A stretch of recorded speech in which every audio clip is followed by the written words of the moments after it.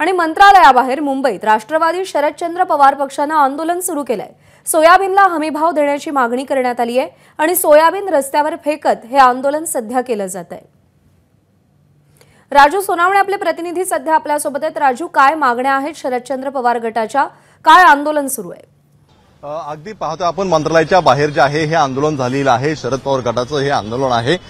ज्ञानेश्वर साळवे महाराष्ट्र प्रदेश कार्याध्यक्ष राष्ट्रवादी किसान आघाडी यांनी हे आंदोलन केलेलं आहे। सोयाबीन मंत्रालयाच्या गेटवरती फेकत हे आंदोलन झालेलं आहे आणि कुठेतरी शेतकऱ्यांचं जे आहे ते हाल अपेक्षा सुरू आहे। शेतकऱ्यांच्या सोयाबीनला 6,000 रुपये क्विंटल प्रमाणे खरेदी करा अशा प्रकारची मागणी करत जे आहे ते आंदोलन करण्यात आलेलं आहे। मंत्रालयाच्या मुख्य प्रवेशद्वारावरती संपूर्णपणे हे सोयाबीन ओतलेले आपल्याला पाहायला मिळते।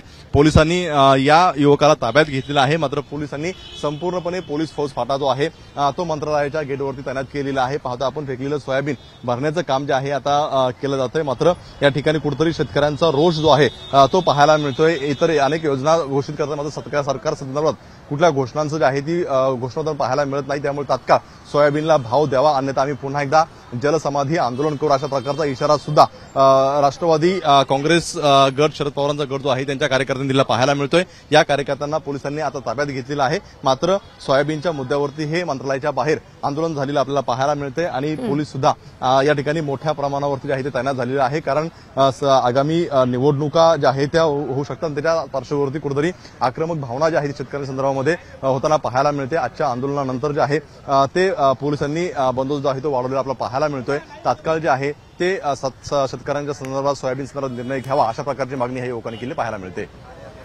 राजू, धन्यवाद दिलेल्या माहितीसाठी। एबीपी माझा, उघडा डोळे बघा नीट।